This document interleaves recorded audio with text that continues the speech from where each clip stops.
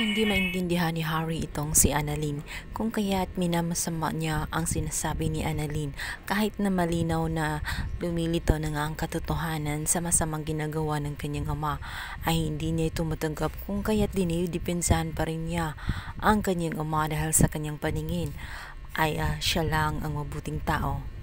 Kaya nga naman sa pangyayaring iyon ay nagiging goodbye ang kanilang friendship. Nawawalan ng saysay ang matagal nilang pinagsamahan dahil lamang sa hidwaan ng kanilang both parents at hindi matatanggap ng bawat isa ang mga pangyayari at ang katotohanang lumilitaw na nga sa lahat. Kabilang banda, pilit namang kinukomport ni RJ ang kanyang anak na si Annalyn. Naunawain na lang daw itong si Harry. Maaring hindi pa niya naintindihan sa ngayon, ngunit kalaunan ay siya na rin mismo ang hihingi ng tawad sa kanya. Sinabi ni Annalyn sa pamamagitan ng isang dasal na wala talaga siyang intensyon na awayin nitong si Harry. Ang gusto lang niya ang kaligtasan ng kanyang ina. At kahit nga mahirap ang sitwasyon dahil nga rin sa nagkaaway-away na nga sila ni Harry, ay pilit pa rin ilalaban ni Annalyn ang katotohanan at gagawin niya ang lahat-lahat ng makaligtas nga lang ang kanyang ina sa kasamaan nitong si Carlos. Samantala, tinatawagan na nga ni Annalyn itong kaibigan nga nitong si Irene dahil nga natugpuan na nila ang bangkay ni Irene.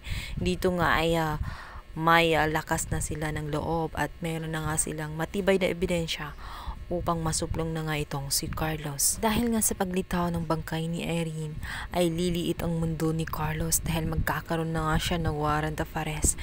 Lalo't nang lulumo ng gusto itong si Joyce sa kanyang kaibigan. Sobrang lungkot niya sa nangyayari. Hindi niya sukat akalain na si Carlos pa ang papatay dito.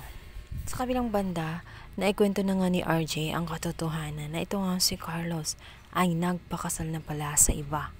At nakita nga ni Justine ang proof na yun dahil nagpakuha siya ng private investigator at dito nila nalantad ang katotohanan na niloloko lang pala niya itong si Lynette.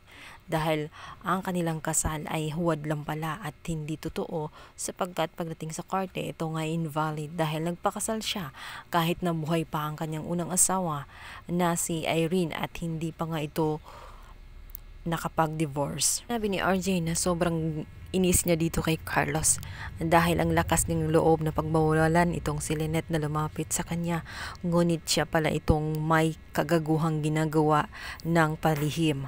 Ngayon ay wala na siyang maitatago, wala na ring dahilan para mananatili pa itong si Lynette. Alam niya sa kanyang sarili na napipilitan na lang ngayon itong si Lynette, lalo't kapag natuklasan pa ni Lynette ang katotohanan.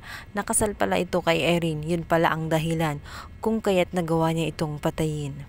Tutulungan nga itong magkapatid na si Giselle dahil concern nga ito sa kanyang kaibigan na si Lynette at maging itong si RJ na masuplong nga itong si Carlos. Sa kabilang banda ay inaasa pa rin nitong si Justine, itong kanyang pinsan na nga si Zoe, pagkat makikita nga niya ito na may sulat galing kay Dax. Dito na nga ay aasarin niya ito at sasabihin kung bakit napapansin ni Justine na tela paghahalapitin siya ng mga taong kriminal. Kakatuwa lang daw isipin na kung bakit lahat ng mga naging kaibigan niya ay tela para parehas ang mga kinahinatnan, mga purong kriminal. Isa din ba daw siya roon? Ngunit si Zoe ay likas din na sinungaling at ide-defense pa rin niya kahit may tama na ang may puntos na nga itong si Justine sa kanyang mga sinasabi. Ngunit makaka-score pa kaya siya dito kay Justine sa oras nga na si Justine ang kikilos at manmanan nga ang mga ginagawa nitong si Zoe. Lalo't pag natuklasan nga ni Justine na si Zoe ang may dahilan kung bakit namatay ang kanilang lolo Pepe dahil itinulak nga ito sa